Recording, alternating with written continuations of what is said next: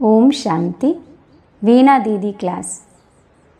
దీదీ అంటున్నారు, మీ అందరికీ తెలుసు కదా, వర్తమాన సమయంలో మనందరిది ఒకే లక్ష్యం. బాప్ దాదా ప్రత్యక్షత ఏదైతే ఉండిపోయింది దానిని పూర్తి చేయాలి. త్వరగా ఇంటికి పోవాలి, అలా అని ఖాళీ చేతులతో పోకూడదు. బాబానే ఏదైతే బాధ్యత ఇచ్చినారో దాన్ని పూర్తి చేసే వెళ్ళాలి.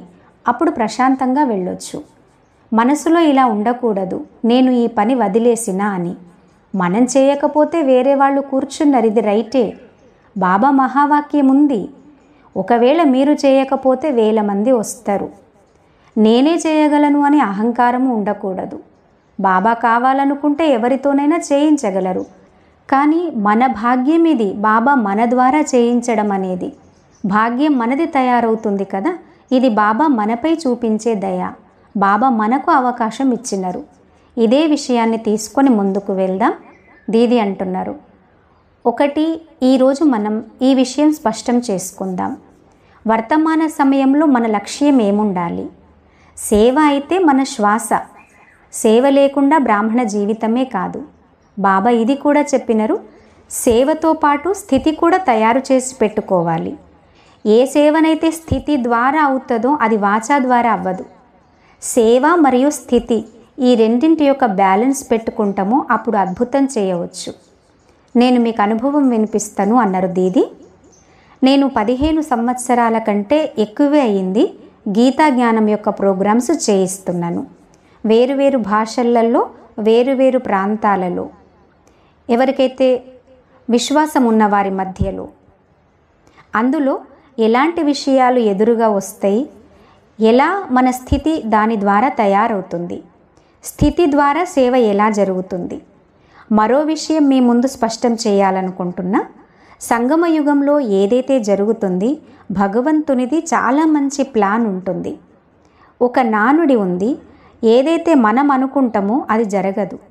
అయితే ఆలోచించండి, భగవంతుడే వేరే ఆలోచించి పెట్టినరు మన కోసం, అంతకంటే మంచిగా. మనం ఎన్నిసార్లు నారాజవుతాం, ఎంత మంచిగా చేద్దామన్నా అవ్వలేదు అని. కానీ మనం ఇది మర్చిపోతాం, మనం ఆలోచించే దానికంటే ఇంకా ఎక్కువ మంచిగా ఎవరు ఆలోచిస్తారు? బాబానే కదా. మన ప్లాన్ నడవలేదు, దీని అర్థం ఎవరి ప్లాన్ నడుస్తుంది అక్కడ?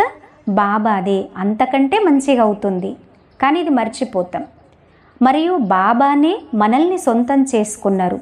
మనలోని విశేషతలను చూసి మార్గంలో వెళ్తున్న భక్తులందరినీ తన సొంతం చేసుకోలేదు. కోట్ల మందిలో నుండి బాబా మనల్ని తీసుకున్నారు. అంటే చూసే తీసుకున్నారు కదా, మనలో విశేషతలు చూసి సెలెక్ట్ చేసుకున్నారు. ఈ విశ్వాసం మనలో నింపుకొని పెట్టుకోవాలి. ఎలాంటి పరిస్థితిలోనైనా బాబా పైన మన విశ్వాసం తగ్గకూడదు. విశ్వాసం పోదు, కానీ కొంచెం కదులుతుంది. నాతోనే ఇలా ఎందుకు అని ప్రశ్న వస్తుంది కదా. దీన్ని తీసుకొని మీకు ఒక చిన్న అనుభవం వినిపిస్తాను. 15-20 సంవత్సరాల ముందు అనుకుంటా, స్త్రీలకైనా పురుషులకైనా హార్మోన్స్ పరివర్తన అవుతూ ఉంటాయి. నాకు అలా హార్మోన్స్ ఇన్బ్యాలెన్స్ కారణంగా రాత్రి నిద్ర రాకపోయేది. అచానక్ మొదలైంది. రాత్రి 2 గంటల వరకు నాకు నిద్ర వచ్చేది కాదు. 2 గంటల తర్వాత నిద్ర వచ్చేది. మళ్ళీ 4 గంటలకే మన దినచర్య మొదలవుతుంది కదా. అయితే మనసులో అలజడి కలిగేది. ఇలా ఎలా నడుస్తుంది? ఇంత సమయం నిద్ర లేకుండా ఉంటే ఎలా? ఇంకా డాక్టర్ దగ్గరికి వెళ్ళినాం. అయితే డాక్టర్ అన్నారు, మీకు హార్మోన్స్ ఇంబ్యాలెన్స్ కారణంగా అవుతుంది, ఇది గోళీలు తీసుకోండి, లేదంటే ఎన్ని రోజులు నడుస్తుందో ఇలా నడవనీయండి, 6-8 మాసాలైతే అలా నడుస్తుంది అని డాక్టర్ చెప్పినారు. తర్వాత మంచిగా అవుతుంది అన్నారు. నేను అన్నను, గోళీలైతే వద్దు. మరి ఇప్పుడు నేనేం చేయాలి? సెంటర్లో అందరూ రాత్రి 10-11 వరకే పడుకుంటారు. నాకేమో నిద్ర వస్తలేదు. నేనిక అవ్యక్త మురళీలు అధ్యయనం చేయడం మొదలుపెట్టిన రాత్రిలో. చిన్న సోలార్ ల్యాంప్ పెట్టుకొని, ఎందుకంటే మిగతా వాళ్ళకి డిస్టర్బ్ అవ్వకూడదు కదా. అవ్యక్త మురళీలు గ్రూప్ వైజ్గా, టాపిక్ వైజ్గా సెలెక్ట్ చేయడం మొదలుపెట్టిన. ఇది ఇప్పుడు నా దగ్గర ఒక ఖజానా తయారైంది అన్నారు దీది. తర్వాత అవ్యక్త మురళీల తర్వాత సాకార మురళీల అధ్యయనం చేసిన. సాకార మురళిలు చదవడం మొదలుపెట్టిన నేను రోజు రాత్రి ప్రతి మురళిలో గీతా విషయం లేకుండా మురళినే లేదు. ఇవన్నీ పాయింట్స్ చదువుతూ మనసులో ప్రశ్న వచ్చింది. నాకు చిన్నప్పటి నుంచే భగవద్గీత చదివే సంస్కారం ఇంటి నుండే ఉండేది. మా నానమ్మకు గీత కంఠస్థం ఉండేది. ఆమెతో నేను గీత విన్నను, నేర్చుకున్నాను. నేను జ్ఞానంలో వచ్చింది కూడా గీత ఆధారంతోనే. భగవద్గీత పోటీలలో పాల్గొనేది. అందులో నాకు స్టేట్ లెవెల్లో ప్రైజ్ లభించింది. నేనప్పుడు 8వ తరగతి చదువుతున్న. గీతా పోటీలలో 18 అధ్యాయాల నుండి ఏదైనా ఒక అధ్యాయం ఇచ్చి దాని నుండి ప్రశ్నలు అడిగేవారు. పోటీ అలా ఉంటుంది. ఆ సమయంలో నాకు 9వ అధ్యాయం ఇచ్చినారు. నేను పోటీ కోసం ఆ అధ్యాయం ప్రిపేర్ అవుతున్నాను. అందులో ఒక శ్లోకం వస్తుంది.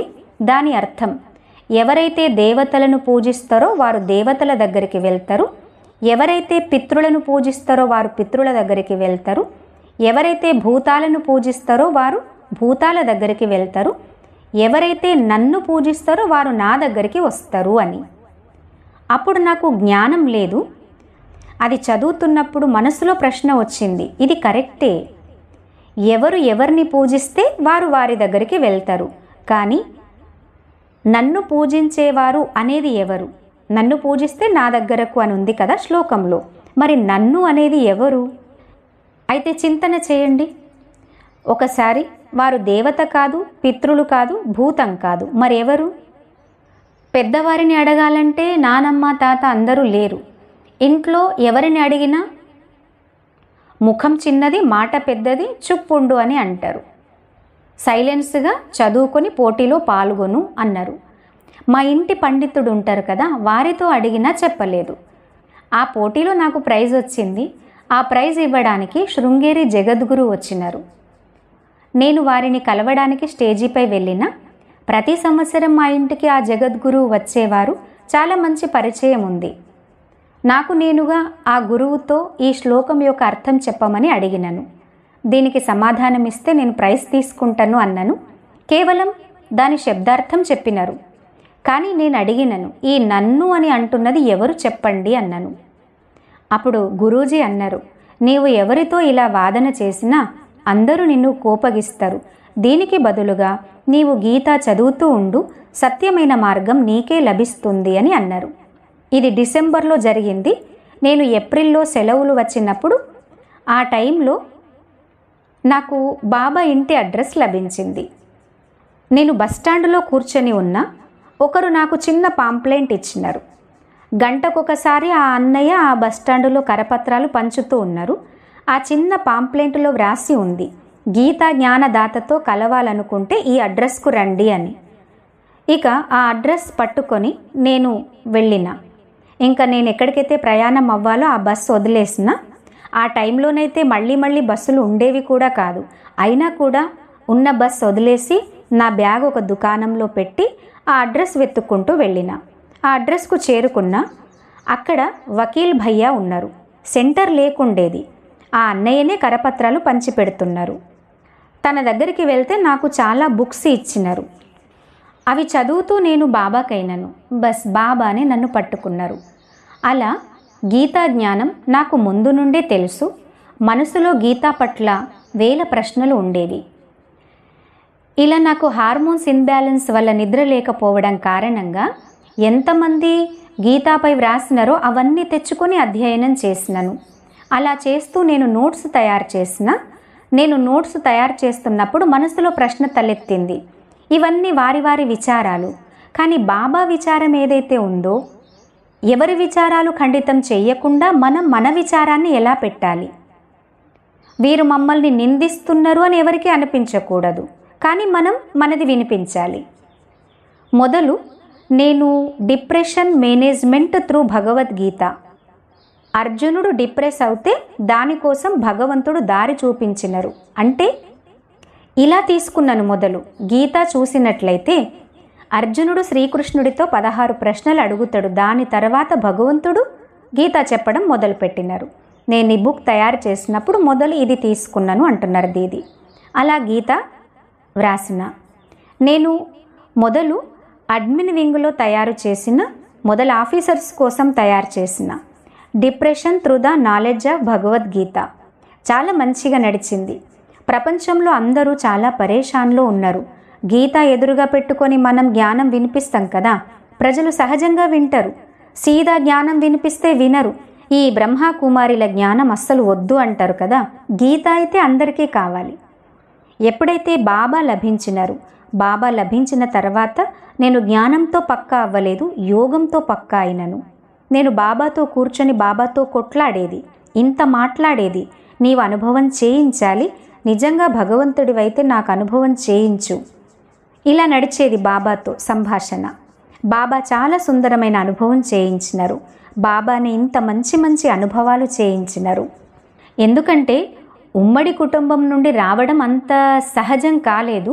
ఇంట్లో ఇంకా ఆడపిల్లలు ఉంటారు కదా, ఒక్కరిలా బయటకు వస్తే పెళ్లి చేసుకోకుండా ఆ ఆడపిల్లల గురించి కూడా చింత ఉంటుంది, ఇంట్లో ఉన్న వాళ్ళ గురించి ఎలా పెళ్ళవుతుంది అని.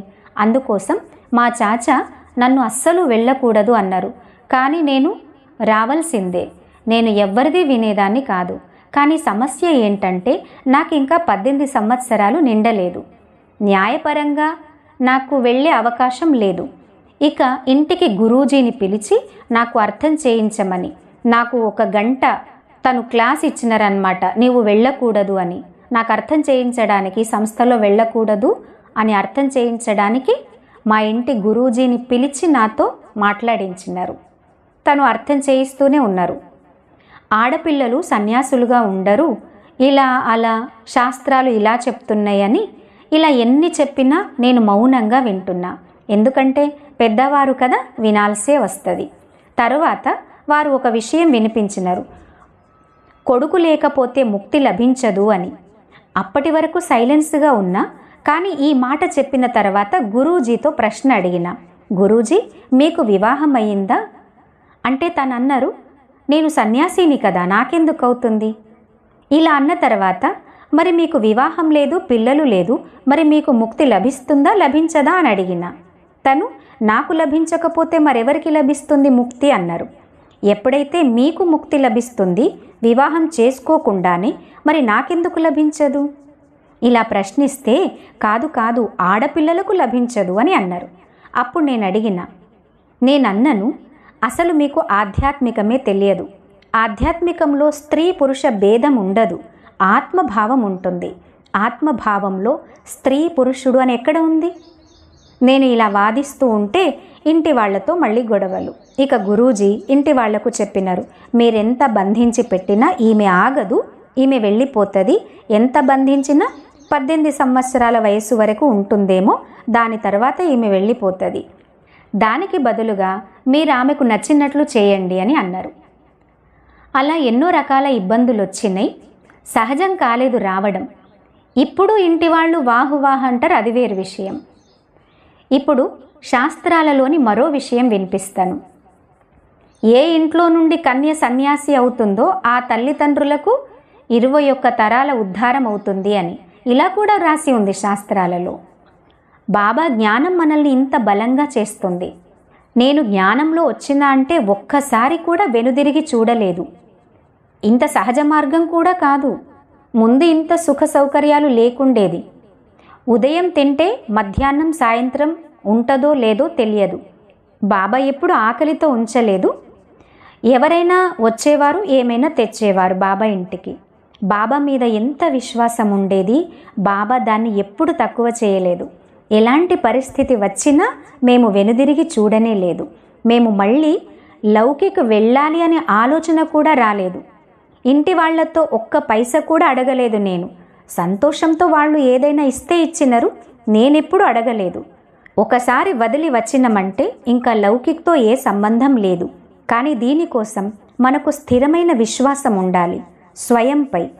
మనం ఏ మార్గంలో నడుస్తున్నాం, ఆ మార్గంలో ఎన్ని ఆపదలు వచ్చినా ఆగకూడదు, ముందుకు వెళ్ళాల్సిందే.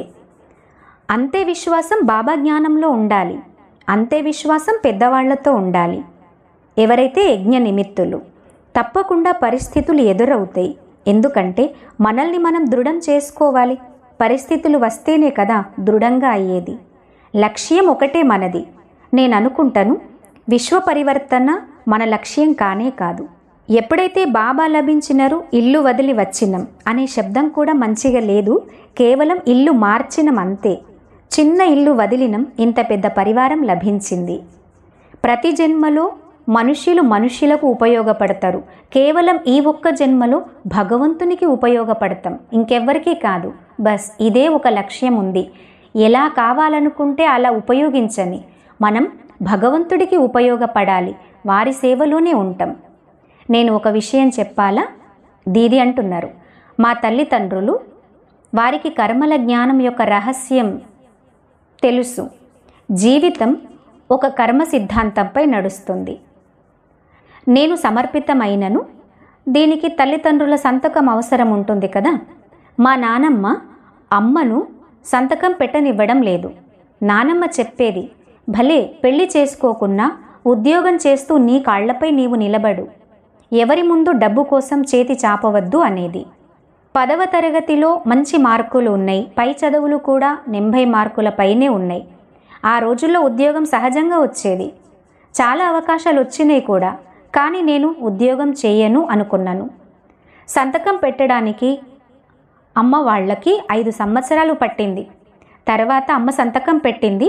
నానమ్మ ఒక కండిషన్ పెట్టింది, నువ్వు భగవంతుని ఇంటికి వెళ్తున్నావు, నీకంటూ సంపాదన లేదు, ఇతరుల సంపాదన మీకు భండారి నుండి లభిస్తుంది, అది ఉపయోగిస్తారు. మనుష్యులు స్వయం సంపాదించిందే జీర్ణం చేసుకోరు, ఇది ఇతరుల సంపాదన, మీకు భగవంతుని భండారి నుండి తింటున్నారు, అది జీర్ణం కావడం చాలా కష్టం.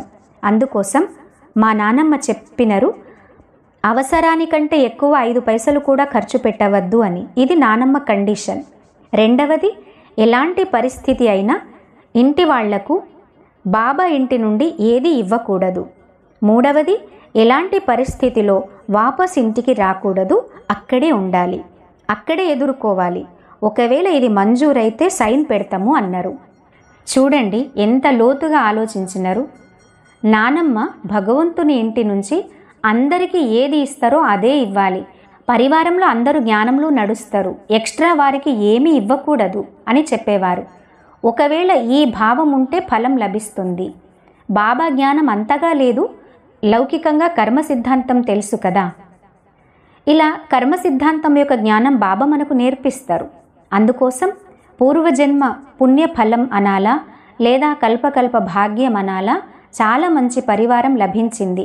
యజ్ఞంలో కూడా మేమెక్కడైతే ఉంటామో బసవరాజ్ అన్నయ్య గారు ప్రతి వస్తువు కోసం జ్ఞానము, యోగము, పురుషార్థము, సేవ అన్నింటిలో కూడా చాలా మంచి పాలన ఇచ్చినారు. ఏదైతే పాలన తీసుకున్నామో తోటి వారికి, సంబంధంలో వచ్చేవారికి అందించాలి. నేను లక్ష్యం పెట్టుకున్నాను, ప్రయాణాలు ఎక్కువగా చేయాల్సి ఉంటుంది, ఫ్లైట్ గురించి వెయిటింగ్ చేయాల్సి ఉంటుంది, గంటలు గంటలు ఎయిర్పోర్టులో కూర్చోవాలి. అయితే ఎయిర్పోర్టులో ప్రతి వస్తువు రేటు 10 రూపాయలకు లభించేది 300కు లభిస్తుంది. అయినా ప్రజలు తీసుకుంటారు. బయట 5-10 రూపాయలకు దొరికే ఛాయ ఎయిర్పోర్టులో 300కు దొరుకుతుంది, అయినా కూడా తీసుకొని త్రాగుతారు. అవన్నీ చూస్తున్నా, కానీ వాళ్లకు వాచా ద్వారా మనం ఏం చెప్పలేం కదా. కానీ మన స్థితి ఎలా సేవ చేస్తుంది చూడండి. నేను ఎప్పుడైతే ఈ సేవలు ప్రారంభించిననో హుబ్లీలో ఎయిర్పోర్టు లేకుండే. అప్పుడు నాకు బెంగళూరు నుంచి రాకపోకలు ఉండేవి. ఎయిర్పోర్టులో 2 గంటలు ముందే కూర్చోవలసి ఉంటుంది. నేను సైలెన్స్లో కూర్చునేది, మురళి తీసుకొని చదివేది, రాసుకునేది, నా పని నేను చేసుకునేది. అడిగితే పక్కకు ఎవరైనా కొద్దిగా వాళ్ళకి జ్ఞానం వినిపించేది. ఒకసారి ఏమైందంటే, నేను ఢిల్లీ వెళ్ళి ఇలహాబాద్ వెళ్ళాలి. ఢిల్లీ చేరుకున్నాం. ఇలహాబాద్ ఫ్లైట్ కొంచెం లేట్ ఉంది. ఒక భయ్యా వచ్చి నాతో మాట్లాడినారు. నేను మిమ్మల్ని చాలా రోజుల నుంచి బెంగళూరులో చూస్తున్నాను, మీరెవరు, ఎక్కడి వాళ్ళు, ఎయిర్పోర్టులో వస్తున్నారు, ఎవరితో మాట్లాడరు, శాంతిలో కూర్చుంటారు. ఎయిర్పోర్టులోనైతే చాలా మంచివి ఖరీదు చేసే వస్తువులు ఉంటాయి, కనీసం అవి చూడను కూడా చూడరు. చెప్పండి అసలు మీరు ఎక్కడి వారు అని అడిగినారు. ఇంకా అలా అడిగినప్పుడు నేను కొంచెం జ్ఞానం వినిపించినను. ఆ తర్వాత తెలిసింది, బెంగళూరు ఎయిర్పోర్టులో చాలా పెద్ద పోస్ట్ అన్నయ్యది. బెంగళూరు నుంచి తనకు ఢిల్లీ ట్రాన్స్ఫర్ అయ్యింది. తను ఢిల్లీలో కలిసినారు. నన్ను, నా స్థితిని చూసి వారు సంపర్కంలో వచ్చినారు. కొద్దిగా జ్ఞానం విన్నారు. దాని తర్వాత వారు సెంటర్కు వెళ్ళినారు. ఇప్పుడు తను బాబాకు పక్కా బిడ్డ అయినారు. తను బుద్ధ ధర్మానికి చెందినవారు. కానీ చూడండి తాను ఎలా ప్రభావితమైనారు. చాలా సమయం నుంచి నన్ను చూస్తూ ఉండినారు. ఎయిర్పోర్టులో నాతో పాటు ఇలహాబాద్ ఫ్లైట్లో వచ్చినారు. నేను వ్రాసుకున్నవి చూస్తూ ఉన్నారు, మురళి చూస్తున్నారు. కానీ ఇది మీకు అర్థం కాదని నేను జ్ఞానం అర్థం చేయించిన తర్వాత వారు సంపర్కంలో వచ్చినారు. స్థితి ద్వారా చూడండి ఎంత మంచి సేవ జరుగుతుంది. వాచా ద్వారా జరిగేది జరుగుతుంది. ఎందుకంటే వినిపించేవారు బాబా కదా. కేవలం మనం మైక్, బాబా మైట్. మన స్థితి ద్వారా సేవ మంచిగా జరుగుతుంది. వర్తమాన సమయం మన యొక్క లక్ష్యం ఏముండాలి? భలే మనం సేవలు చేస్తున్నాం, నాది ఒక లక్ష్యం ఉంటుంది అంటున్నారు దీది. మనం సేవ చేయకపోయినా వేరే వాళ్ళు ఎలాగూ చేస్తారు. బాబా సేవ ఆగదు. కానీ మన స్థితి ఏదైతే ఉందో అది ఇతరులు తయారు చేయలేరు కదా. మన స్థితి మనమే తయారు చేసుకోవాలి. వేరెవరు చేయలేరు. బాబా చేయలేరు. బాబా సహాయకులు అవుతారు, మార్గదర్శనం చేస్తారు.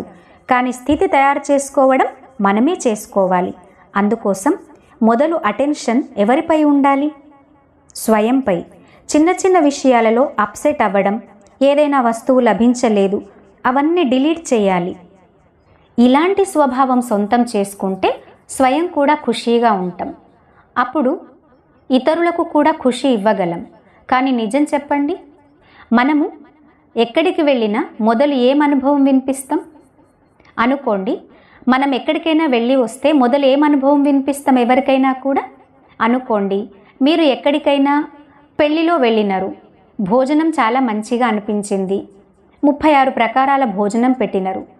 కానీ భోజనం మీరు చేస్తున్నప్పుడు ఒక 4-5 ఐటమ్స్ అయిపోయి ఉంటాయి. మీకు ఆ వస్తువులు లభించలేదు.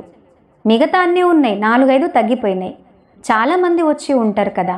వివాహం చాలా బాగా జరిగింది, వ్యవస్థ కూడా చాలా బాగుంది. కానీ మనం ఏం వినిపిస్తాం? అదే లాస్ట్లో అన్నీ తక్కువైపోయినాయనే కదా. అదే వినిపిస్తాం కదా, లాస్ట్లో అన్నీ తగ్గిపోయినాయనే కదా. మన దృష్టి ఎక్కడ ఉంది? లోపాలపైన ఉంది, తప్పులపైన ఉంది. దానికి కారణంగా మనం సదా సుఖీగా ఉండలేం, దుఃఖీగానే ఉంటాం. మరి మనం దుఃఖీగా ఉంటే ఇతరులకు సుఖం యొక్క పాఠం ఎలా చదివించగలం? మన నాలుక కంటే ఎక్కువ మన మనసు మాట్లాడుతుంది. మన శబ్దం కంటే మొదలు మన మనసు యొక్క వైబ్రేషన్స్ చేరుకుంటాయి. అందుకోసం ఒక లక్ష్యం తయారు చేసుకుంటాను. బాబానే 1000 సార్లు చెప్పినారు, ప్రతి ఒక్కరిలో విశేషతనే చూడండి. బ్రాహ్మణ పరివారం విశేషతలతోనే నిండి ఉంటుంది. బాబా యొక్క అమూల్య పరివారం. మరిది చాలా వింతైన పరివారం కూడా. నేను ఇది కూడా వినిపించాలా?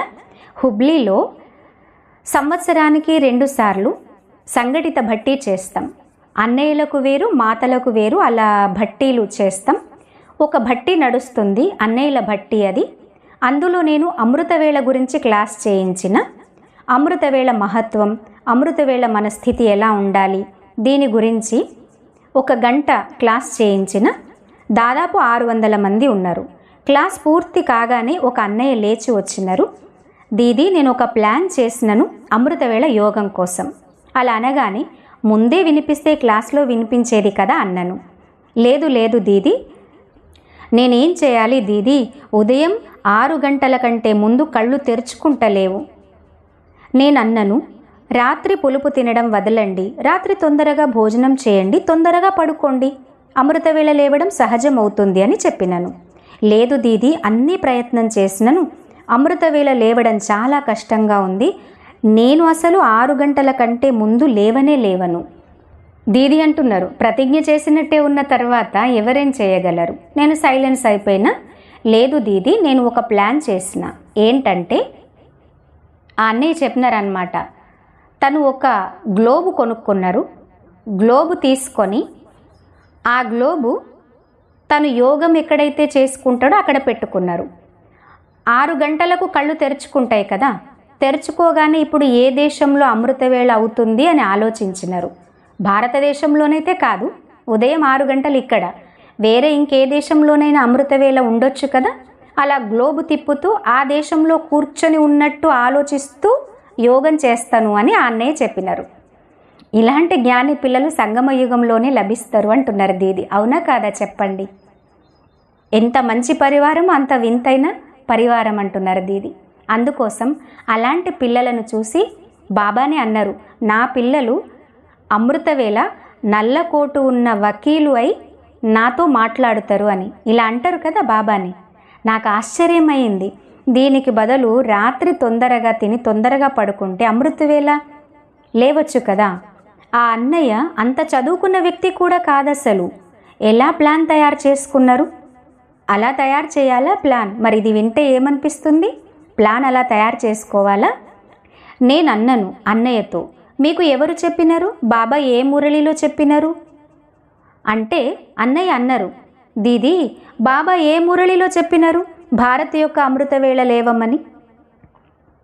చూడండి, మనల్ని మనం సోమరులుగా నిర్లక్ష్యంగా చేసుకోవడం కోసం, మన లోపాలు దాచిపెట్టుకోవడం కోసం బ్రాహ్మణులు ఎలాంటి సాకులు తయారు చేస్తారు. అందుకోసం బాబా అంటారు, జ్ఞానంతో పాటు యోగం కూడా ఉండాలి. యోగి కాకుండా కేవలం జ్ఞాని అవుతే ఇలాంటి చిత్ర విచిత్రమైన మాటలు వినిపిస్తాయి. మనం వాపస్ ఇంటికి వెళ్ళాలి అనే లక్ష్యం తప్పకుండా ఉండాలి. దీనికోసం వృద్ధులైన తర్వాత శరీరం వదిలేస్తామని ఆలోచించకండి, లేదా సంగమయుగం ఉన్నంత వరకు అని. అప్పటి వరకు ఉంటామనేం తెలుసు? ఎప్పటి వరకైతే శరీరంలో ఉంటామో ఎలా జీవించాలి, వెళ్ళే సమయం ఏం తీసుకువెళ్ళాలి. ప్రపంచంలో చూడండి, వాపస్ వెళ్ళటానికి ఆలోచించరు, కేవలం జీవించి ఉండటానికి ఆలోచిస్తారు. కానీ బాబా మనకు జీవించడం ఎలా నేర్పిస్తారు, అలాగే వెళ్ళటం కూడా నేర్పిస్తారు. జీవించడంతో పాటు వెళ్ళేటప్పుడు ఏమి కావాలి, వెళ్ళాలి మనం ఎలా, మన స్థితి తయారు చేసి పెట్టుకోవాలి. ఇది సంగమయుగం యొక్క విశేషత. మనం స్వస్థితిపై అటెన్షన్ పెట్టాలి. దీనికోసం చింత చేయకూడదు. కానీ స్థితిని శక్తిశాలిగా చేసుకోవటానికి, అలా అంటే నేనేమి చాలా పెద్దగా ఆలోచించను. నేను ఫరిష్తా అని, కర్మాతీతని ఇలా ఆలోచించను. నేను మొదటి అడుగునే ఆలోచిస్తాను అంటున్న దీది. ఆత్మాభిమాని స్థితి సరిగ్గా ఉందా? అదే పునాది కదా. ఒకవేళ నేను ఆత్మాభిమాని స్థితి సంభాళించుకోగలుగుతున్నాను అంటే నేను అంతిమ స్థితి చేరుకోవడం సహజమవుతుంది. రోజు దీనిపై అటెన్షన్ ఉంటుంది. పడుకునే సమయం బాబాతో మాట్లాడుతాను, ఈరోజు దేహాభిమానం ఎన్నిసార్లు వచ్చింది, ఎక్కడెక్కడ ఫెయిల్ అయినను. వేరే వాళ్ళ దగ్గర దాచిపెట్టినా కూడా మన గురించి మనకైతే తెలుసు కదా. అందుకోసం నేను 2 శబ్దాలపైన అటెన్షన్ పెడతాను. ఒకటి కనిపించడం, మరొకటి చూడటం. మీరందరూ నాకు కనిపిస్తున్నారు. మీలో నేనేం చూడాలి, అది నా ఛాయిస్. దేహము, డ్రెస్ కనిపిస్తున్నాయి, భావ స్వభావాలు కనిపిస్తాయి. కానీ దేహంలో ఉన్న ఆత్మను నేను చూడాలి. కనిపించింది కానీ అందులో ఏం చూడాలి? ఏదైతే కనిపించడం లేదో బ్రుకిటిలో ఆత్మ, అది చూడాలి. కనిపించడం అంటే మనం దారిలో వెళ్తున్నప్పుడు ఎన్నో కనిపిస్తాయి, కానీ అందులో మనకేం గుర్తుంటుంది? ముఖ్యంగా అటెన్షన్ పెట్టి ఏదైతే చూస్తామో అదే గుర్తుంటుంది. కనిపించిన ప్రతి వస్తువు గుర్తుండదు. అయితే మీరు ఆలోచించండి, మనం ఒక వ్యక్తితో కలిసినాం, వారిలో ఏం చూడాలి?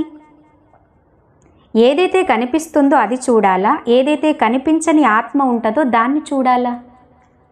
మంచిని వదిలేస్తాం, బలహీనతలే పట్టుకుంటాం. దాని కారణంగా మనం ముందుకు వెళ్ళలేకపోతాం. ప్రతి ఒక్కరిలో ఏం చూడాలి? మనం విశేషతలనే చూడాలి. బాబా అంటారు కదా, విశేషతలు చూసే కళ్ళజోడు పెట్టుకోవాలి అని. కానీ మనం ఎలాంటి కళ్ళజోడు పెట్టుకున్నాం? బలహీనతలు చూడడం మొత్తం ప్రపంచానికి ఉన్న అలవాటు. ఒక చిన్న ఘటన వినిపిస్తాను. మనం ఎలా బలహీనతలు పట్టుకొని కూర్చుంటాం. మీరు ఈ ఉదాహరణ వినే ఉంటారు. ఇంగ్లాండ్ ప్రైమ్ మినిస్టర్, చాలా కాలం కిందటి ప్రైమ్ మినిస్టర్, తను ఇంగ్లాండ్ రాణితో కలవడానికి వెళ్తూ ఉన్నారు. తనతో పిఏ కూడా వెళ్తున్నారు. పిఏ వేసుకున్న సాక్సులు దుర్వాసన వస్తున్నాయి. రాణి దగ్గరికి వెళ్ళటానికి ప్రోటోకాల్ ఉంటుంది. అయితే పిఏతో అన్నారు, ఈరోజు అపాయింట్మెంట్ క్యాన్సిల్ చేసి రేపు వెళ్దాం అన్నారు. రేపు మంచి సాక్సులు వేసుకొని రావాలని చెప్పినారు. మరునాడు వెళ్ళడానికి వెళ్తూ ఉంటే మళ్ళీ అలాగే దుర్వాసన వస్తుంది. ఏమైంది? సాక్సులు మార్చుకొని రాలేదా? మళ్ళీ అలాగే దుర్వాసన వస్తుంది అన్నాడు. పిఏ అంటారు. లేదు, మార్చుకొనే వచ్చినను. మీరు చూడండి, మరి ఎందుకు దుర్వాసన వస్తుంది? మీరు నమ్ముతారో లేదు అని నిన్నటి సాక్షులు జేబులో పెట్టుకొని వచ్చి నన్ను చూపించడానికి అని అంటారు. చూడండి, ఈ హిస్టరీ చాలా మంచి ఉదాహరణ కదా. మనం ఏం చేస్తున్నాం? పాత విషయాలను అట్లాగే పట్టుకొని కూర్చుంటాం. ఏదైతే వదిలిపెట్టాలో అవి పట్టుకుంటాం. ఇలా జరిగి ఉండింది అంటూ గడిచిన విషయాలు ఇలా గుర్తుంటే ముందుకు వెళ్ళలేం. మరి ఏం లక్ష్యం పెట్టుకుంటారు? ఇంటికి వెళ్ళాలి కదా. అందుకోసం ఒకటి, లోపాలు బలహీనతలు చూడటం ఆపివేయాలి. ఒకవేళ కనిపించినా అక్కడే సమాప్తం చేయాలి. నిన్నటి విషయాలు పట్టుకొని కూర్చోకూడదు. ప్రపంచం వాళ్లకు వినిపిస్తాం, చోడోతో చూటే, వదిలిపెడితే వదులుతుంది అని. మరి జ్ఞానం చెప్పడం, జ్ఞానం అనుసారంగా నడవటం రెండు వేరు వస్తువులు. ఈ రెండు విషయాలు మంచిగా అనిపిస్తాయి. తెలుసుకోవటం, అర్థం చేసుకోవటం. తెలుసుకుంటాం చాలా, కానీ అర్థం చేసుకుంటాం చాలా తక్కువ. అర్థమైందా? అర్థమైందా అని బాబా చాలాసార్లు అంటారు కదా. మనం అన్నీ తెలుసుకుంటాం. మనం దేవీ దేవత ఆత్మలం, సంస్కారం మనలో ఉంది. ఈ విషయాలన్నీ మంచి రీతిలో తెలుసుకుంటాం, కానీ అర్థం చేసుకోరు. అర్థం చేసుకోవడం అంటే లోపలి నుండి ఆ విషయాన్ని ఒప్పుకోవడం, ధారణ చేయడం, దాన్ని ప్రాక్టికల్ చేయడం. అప్పుడు అంటారు అర్థమయ్యింది అని. అర్థం అవ్వడం అని దాన్ని అంటారు. అందుకోసం ఆలోచించి అర్థం చేసుకుని మాట్లాడు అంటారు కదా. ఎంత మంచి విషయం ఇది చూడండి. అందుకోసం ఈశ్వరీయ జీవితంలో మనందరం బాబాకు విద్యార్థులం. విద్యార్థుల కోసం ఇక్కడ 2 సిలబస్లు ఉన్నాయి అంటున్నారు దీది. ఒకటి సాకార మురళి, ఒకటి అవ్యక్త మురళి. ఈ 2 సిలబస్లు, ఇంకేది లేదు. సిలబస్ అంటే ఏదైతే సర్కార్ ఫిక్స్ చేస్తుంది కదా, మరి బాబా సర్కారు కూడా ఈ 2 ఫిక్స్ చేసినారు. సాకార మురళీలు, అవ్యక్త మురళీలు. మిగతా బుక్స్ ఉంటాయి, క్లాసెస్ కూడా ఉంటాయి, అవన్నీ ఎక్స్ట్రా. ఒరిజినల్ మనకు సాకార మురళి, అవ్యక్త మురళి. వీటిని మనం ఎంత మంచిగా అర్థం చేసుకోవటానికి ప్రయత్నం చేస్తామో ఆ మురళీలే మనల్ని మురళీధరునికి దగ్గరగా చేస్తాయి. ఏ విషయాలైతే మనల్ని మురళీ వైపుకు తీసుకువెళ్తున్నాయో ఆ మార్గంలో నడవాలి. మా క్లాస్లో ఒక అన్నయ్య ఉండేవారు. రోజు సెంటర్లో మురళి వ్రాసుకునేది, ప్రతి వాక్యం వ్రాసుకునేది. చాలా మెల్లిమెల్లిగా చెప్పమనేవారు. మురళి మొత్తం వ్రాసుకునేది, కానీ సెంటర్లోనే పెట్టి వెళ్ళేవారు. ఒక నెల రోజులు చూసి అడిగిన, నాకు ఇంత కష్టం ఇచ్చి మురళి వ్రాసుకొని ఇక్కడే పెట్టి ఎందుకు వెళ్తున్నారు? అప్పుడు సెంటర్ కూడా చిన్నగా ఉండేది. చిత్రాల వెనుక పెట్టుకొని వెళ్ళేది బుక్. నేను అడిగితే, నేను తీసుకొని వెళ్తే సెంటర్ మొత్తం ఖాళీ అయిపోతుంది అన్నారు. ఒకరోజు సఫాయి చేసేటప్పుడు చిత్రం తీస్తే వెనుక ఇన్ని బుక్స్ తను వ్రాసినవే ఉన్నాయి. చూడండి, వ్రాసుకునేది ఇంటికి వెళ్ళి మళ్ళీ చదువుకోవడానికి కదా. ముందైతే మధుబన్ నుంచి మురళీలు ఒక నెల లేటుగా వచ్చేవి. అప్పుడు మొబైల్స్ లేవు. సెంటర్ నుంచి మురళి అడిగి అడిగి తీసుకొని వెళ్ళి మరీ చదువుకునేవారు. ఈ రోజుల్లో చూడండి, అన్నీ అందుబాటులో ఉన్నాయి, కానీ ఎన్నిసార్లు వింటున్నాం? మురళి ఎన్నిసార్లు రిపీట్ చేస్తున్నాం? ఏ వస్తువు ఎక్కువ ఉంటుందో దాని మహత్వం కోల్పోతాం. ఇప్పుడు అందరి చేతిలో ఉంది. శకుని మామ అంటున్నారు. ఏముంది అందరి చేతిలో? మొబైల్ కదా. మరి రేపటిది కూడా ఈరోజే వస్తుంది మురళి. ముందు కాలంలో ప్రతి వస్తువుకు విలువ ఉండేది. ఎలా చూడండి, చిన్నప్పుడు ముందు కాలంలో స్కూల్ బుక్స్ క్లాస్ ట్రాన్స్ఫర్ అవుతే దానిలోనే ఇంకో 10 మంది వెనుక తరగతి వాళ్ళు మళ్ళీ చదువుకునేవారు. అలా ఒక 10 మంది వాటితోనే చదువుకునేవారు. ఈ రోజుల్లో సంవత్సరంలో 10 పుస్తకాలు ఇవ్వాల్సి వస్తుంది. చింపివేస్తారు కదా. వస్తువులు ఎక్కువ ఉంటే దాని మహత్వం తగ్గిపోతుంది. సంగమ యుగంలో కూడా ఇదే జరుగుతుంది అన్నారు దీది. ప్రతి ఒక్కరి చేతిలో మురళి చేరుకుంది. ఇది మంచి విషయమే, కానీ మురళికి ఇంత మహత్వం పెడుతున్నామా? మా దగ్గర మురళి ఉంది, చదువుకుంటాం అంటారు. నిజంగా చదువుకుంటున్నారా? క్లాసులో అటెన్షన్తో వింటే దాని ఎఫెక్ట్ లోపలికి వస్తుంది. నిజంగా ఇప్పుడు ఇంకా మంచిగా ఉండాలి. మరి మురళి చేతిలో ఉంది, 10 సార్లు చదవండి. దీని గురించి జానకి దాది అనేవారు, మురళి చదువుకోవాలి.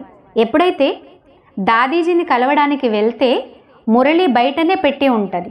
హంసాబేన్ అనేవారు, మురళి గుర్తుందా మీకు? లేదంటే మురళి చదువుకొని వెళ్ళండి. దాదీజీ లోపలికి వెళ్తే మురళి అడుగుతారు, ఈరోజు ఏం విన్నరు అని అడిగితే మనం చెప్పకపోతే దాదీజీ మురళి చెప్పడం ప్రారంభిస్తారు. ఇంత అటెన్షన్ ఇచ్చేవారు దాదీజీ చూడండి. మనం దాదీజీ గుణగానం చేస్తాం, కానీ మనం దాదీలా అవ్వలేం. కానీ ఒక్క గుణమైన దాదీలోనిది సొంతం చేసుకోవచ్చు కదా. దాదీ నుండి ఇదే తీసుకుందాం. మురళి కనీసం ఎన్నిసార్లు చదవాలి? మరి మనకు బాబాతో అంత ప్రేమ లేదా? కనీసం రోజులో మురళి 5 సార్లు చదవలేరా? ఇప్పటి వరకు చదవలేదు, ఈ రోజు నుండి ఎవరెవరు చదువుతారు పక్కా కదా. మీ చేతిలోనే మురళి ఉంది. బాబా వరదానం అమృతవేళ ఒకసారి చదవండి, అమృతవేళ తర్వాత మురళి మొత్తం చదవండి.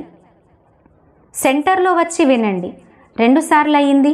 తర్వాత మధ్యాహ్నం భోజన సమయంలో చదవండి, సాయంత్రం చదవండి, రాత్రి పడుకునే ముందు చదవండి. ఇలా ఎవరికైతే మురళీధరునితో ప్రేమ ఉందో వారికి మురళితో ప్రేమ ఉంటుంది. మురళితో ప్రేమ ఉంటే మురళీధరునితో ప్రేమ ఉంటుంది. ఇప్పుడిక గీతా విషయానికి వస్తే, గీతా జ్ఞానదాతను ప్రత్యక్షం చేయడమే అంతిమ సేవ. నేను ఈ విషయాన్ని విశ్వసిస్తాను. గీతాను మనం రుజువు చేయడం కాదు, మనం గీతాను స్పష్టం చేయడం. రుజువు చేయడం కాదు. అలా చేయాలనుకుంటే, రుజువు చేయాలనుకుంటే వేల విషయాలు ఎదురుగా వస్తాయి. నేను ఒక విషయం వినిపిస్తాను. కరోనా కంటే ముందు ఓఆర్సీలో గీతా కాన్ఫరెన్స్ జరిగింది. పెద్ద పెద్ద సంస్కృత యూనివర్సిటీ కాలేజీలకు సంబంధించిన వైస్ ఛాన్సలర్స్ వచ్చినారు. కొందరు సంత్ మహాత్ములు కూడా ఉన్నారు. మన వైపు నుండి బసవరాజుభాయ్, ఉషా దీది, మనోరమాబేన్, ఆశా దీది, బృజమోహన్ భాయిజీ, నేను అందరం ఉన్నాం. అయితే ఈ కాన్ఫరెన్స్లో 2 విషయాలు పెట్టినాం. గీతా భగవానుడు నిరాకారుడు, గీతా భగవానుడు సర్వవ్యాపి కాదు. మొదటి రౌండ్లో నేను కోఆర్డినేట్ చేస్తున్నాను, నేను భాషణ చేయడం లేదు. మొదటి రౌండులో గీతా భగవానుడు నిరాకారుడు అని అందరూ ఒప్పుకున్నారు.